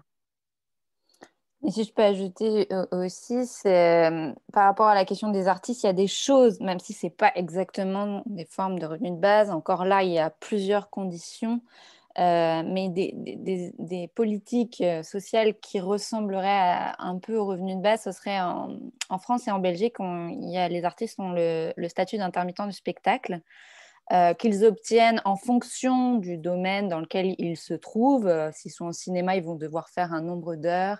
Mais une fois qu'ils obtiennent ce statut-là, en fait, ils vont devoir faire un nombre d'heures par an, ce qui leur garantit un revenu fixe toute l'année, en fait. Donc, ça, c'est peut-être des choses intéressantes à regarder en Belgique et puis en France là-dessus. Bon, bien sûr, actuellement, on réduit souvent de plus en plus ces revenus-là. On n'est pas... Mais ce sont des formes, si on veut, de revenus de base qui visent à soutenir et à reconnaître aussi la création, le temps de création, parce que souvent, c'est qui n'est pas reconnu. On reconnaît seulement l'œuvre, mais pas tout le temps qu'on a mis pour la produire. Donc, ouais. Merci beaucoup. Il y a Sarah qui a une question. Allô! En fait, il y a une semaine ou deux, à Radio-Canada, je pense, il y avait François Blais, puis un universitaire quelconque, qui était invité. Et puis, bon, ils ont eu une discussion, c'est bon, c'est pas bon, le revenu de base, qu'est-ce qu'on aime, qu'est-ce qu'on n'aime pas. Ils ont soulevé plusieurs préjugés, je dirais, que vous avez un peu démystifiés aujourd'hui. Mais ils ont aussi conclu, ils ont comme se sont rejoints sur les crédits d'impôt non imposables, qui serait la façon la plus facile d'instaurer quelque chose qui se rapprocherait d'un revenu de base, quelque chose comme ça. Donc, je voulais peut-être entendre votre opinion, là, encore une fois, pour démystifier cette idée-là.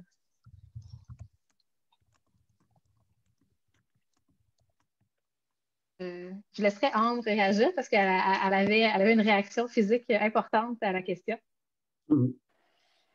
Non, mais je m'y connais pas tant que ça, mais ce que je veux dire d'emblée, c'est les crédits d'impôt, ça profite à qui? Faut se questionner. Hein. Souvent, ça profite souvent aux personnes les plus aisées, puisque il faut avoir un certain montant pour... faut gagner déjà assez d'argent pour bénéficier de ce type de crédit d'impôt. Peut-être que je vais mal exprimer, je pense qu'il parlait de crédit d'impôt. Solidarité, OK. C'est ça, il y a des crédits d'impôt remboursables et les crédits d'impôt non remboursables. Les crédits d'impôt non remboursables, ça, c'est les crédits où tu as besoin d'avoir de l'argent, puis tout ce que ça fait, c'est que ça change ton palier d'imposition. Et effectivement, les crédits d'impôt non remboursables, ça profite particulièrement aux personnes qui ont de l'argent. Des crédits d'impôt non remboursables visent justement à s'assurer que peu importe ton niveau de revenu, on réussit à avoir de l'argent. Fait que, nous, à l'IRIS, c'est une voie qu'on trouve qui est intéressante. On pense que le crédit pour solidarité, la façon qu'il est fait, nous offre une porte d'entrée pour pouvoir combler le revenu à un certain niveau. Mais l'affaire, c'est qu'il faut toujours voir jusqu'à quel niveau on est capable d'aller, puis s'assurer qu'il n'y ait pas la trappe à la pauvreté qu'il y a à l'aide sociale. C'est-à-dire qu'à l'aide sociale, non seulement il n'y a pas beaucoup d'argent, mais dès qu'on commence à gagner de l'argent, bien là, il y a une espèce de calcul à faire entre les crédits d'impôt, puis les aides, puis l'argent qui est coupé, puis etc., etc. Donc, il faut s'assurer qu'il y ait une belle progressivité là-dedans pour que les gens ne soient pas pénalisés d'avoir eu la chance d'avoir des revenus de plus. Ou d'avoir travaillé pour des revenus de plus, peu importe comment on le dit. Mais c'est sûr que c'est la manière la moins coûteuse de faire le programme parce qu'on n'est pas en train de faire un chèque à tout le monde. On vise vraiment spécifiquement les gens qui n'ont pas les moyens, puis on comble le besoin. Fait que l'IRIS, on n'a pas une position officielle, mais on a publié un livre qui s'appelle 5 chantiers il y a plusieurs années, puis dans un des chantiers, c'était le bien-être, et le bien-être parlait de la question du revenu.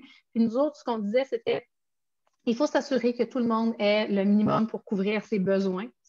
Ça ne sort pas les gens de la pauvreté. Il ne faut pas penser que la MTC, on sort de la pauvreté. Il faut juste donner les moyens de couvrir les besoins. Puis ça, les crédits pour solidarité, c'est intéressant. Après ça, il faut sortir les gens de la pauvreté s'ils travaillent. Vous travaillez à temps plein, c'est impensable qu'une personne travaille à temps plein et vive encore dans la pauvreté. Donc, c'est là où est-ce qu'on a notre indicateur du revenu viable. On sortait d'ailleurs aujourd'hui notre rapport sur le revenu viable 2021. Donc, on pense qu'une personne qui travaille à temps plein devrait atteindre au minimum le revenu viable. Puis après ça, il y a la question du maximum qu'il faut penser et mettre un ratio pour que les entreprises aussi, c'est pas juste une question d'équité entre les personnes qui travaillent dans une entreprise, c'est aussi une question de cohésion. Une personne qui travaille dans une entreprise et qui gagne le PDG qui gagne 3 millions de dollars alors que ses employés sont au salaire minimum, il n'y a aucune connaissance de la vie qu'il fait vivre aux personnes avec qui il travaille et il ne se sent absolument pas lié à ces personnes-là. Alors que si on a un ratio, déjà on ramène un sentiment de solidarité. On faisait référence au livre de Kate Pickett et Wilkinson. Puis ça, c'est une des choses qu'ils notent, c'est qu'il y a une meilleure cohésion sociale. Puis quand il y a une meilleure cohésion sociale, il y a une meilleure solidarité, il y a une meilleure ouverture à des programmes universels. Alors que quand il y a des grandes inégalités, tout le monde a l'impression de tirer la couverte de son bord, puis on n'est pas en train de la partager, cette couverte-là. Donc, Crédit pour solidarité semble être une voie qui est intéressante et surtout facile, beaucoup plus facile. On parle juste d'augmenter quelque chose qui existe déjà plutôt que d'inventer quelque chose au niveau. Merci beaucoup. Il y a Christine. Puis Valérie, je ne t'oublie pas, si tu as encore une question, je te garde pour la fin. Correct? Evelyne, sur ce que tu viens de dire, ça m'a fait réagir dans le sens que tu dis que le monde qui travaille à temps plein devrait vivre comme il faut, mais avec le salaire minimum qu'on a, puis les logements, puis au prix qu'ils sont, il n'y a quasiment pas, moi je suis à Terrebonne, puis ils ne bâtissent plus de logements HLM. Puis le monde que je vois dans les HLM, moi je suis à faible revenu, je suis sur l'aide sociale, je suis bien contente d'avoir mon HLM, mais ceux qui travaillent au salaire minimum, dans le HLM, ont de la misère à arriver, toute seule. Fait qu'imagine quand tu as un logement qui n'est même pas subventionné.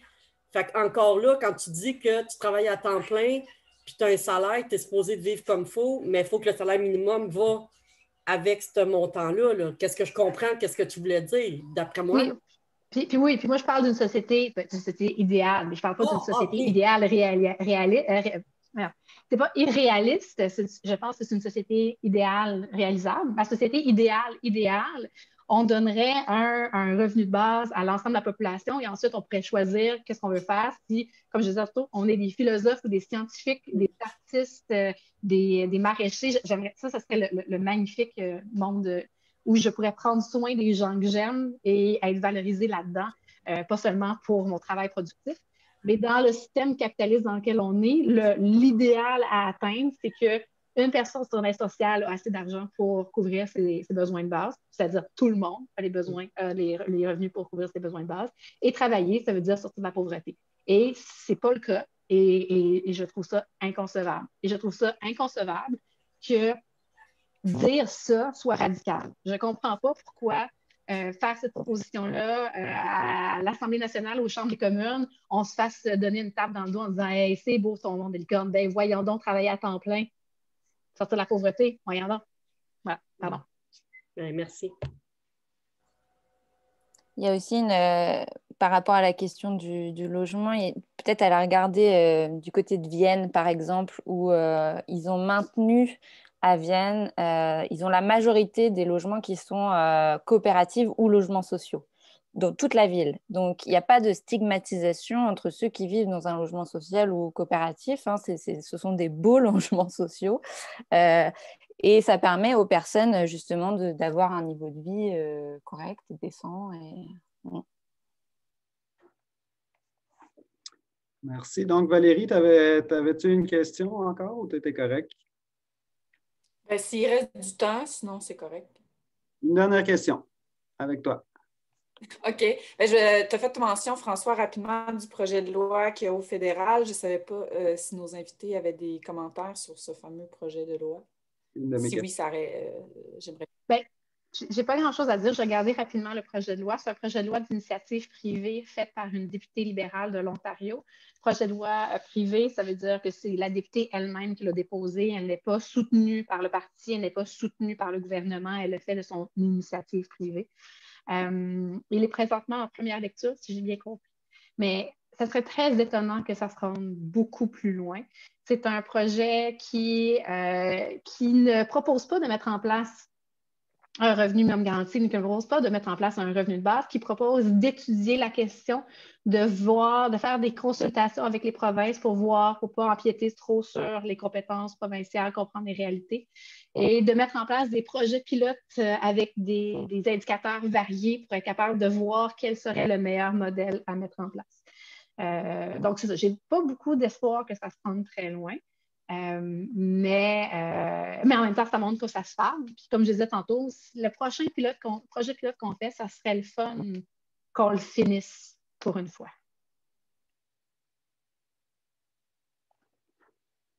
Super. Ben, ça pourrait être notre mot de la fin. Si vous voulez en savoir plus, je vous invite à lire le livre de Ambre Fourier, Le revenu de base en question, aux éditions Éco-Société, ou la brochure ou la brochure de l'Iris d'Evelyne sur le revenu de base, qui date d'une couple d'années, mais quand même bien intéressant. Puis évidemment, restez connectés avec le MEPAL. On va sûrement faire d'autres événements, d'autres actions autour de ce sujet-là, ou aussi, évidemment, d'autres enjeux comme le droit au logement. C'est quelque chose qu'on va soutenir beaucoup dans les prochains temps. La semaine prochaine, c'est la semaine de la dignité des personnes assistées sociales. Donc, informez-vous, il y a sûrement de quoi proche de chez vous. À Joliette, il y a une manifestation là, organisée par la communauté mercredi à 1h au Parc La Joie, si je ne me trompe pas. Puis aujourd'hui, on va vous laisser parce qu'il faut qu'on aille courir au tintamarre de la CSN parce que le 28 avril, c'est la journée pour les travailleurs et travailleuses accidentés ou décédés. Donc, on va faire un tintamarre en avant de la CNSST. Alors, merci beaucoup tout le monde d'avoir été là. On reste en contact. Merci beaucoup, Ambre et Evelyne, pour nous avoir répondu à nos questions et informé. C'était super intéressant. Si vous voulez tout ouvrir votre micro pour dire un gros bye-bye ou quelque chose, c'est cool comme ça. Salut, merci à tous. Merci. Bye, bonne journée. Bye. Très intéressant. Vraiment. Merci. Merci d'avoir été là, puis merci aux personnes qui avaient leur caméra ouverte. C'est beaucoup plus agréable de parler au visage, même si je comprends que des gens qui, pour plein de raisons, ils ont fermé, je respecte ça aussi, mais merci pour celles qui ont ouvert leur caméra. Encore plus. Ça fait plaisir. Bye bye. Merci. Bye. Bye, merci beaucoup. Bye.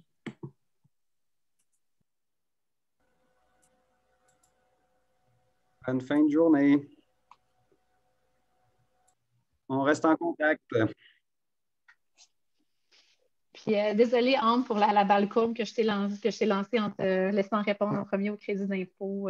Ah oui, non, excuse. Mais bon, en même temps, je n'ai pas encore creusé la question, mais parfois, en fait, je viens de France et j'ai toujours été choquée de recevoir seulement 30 pièces dans mon compte. Je me dis, mais en coût de gestion, ce truc-là,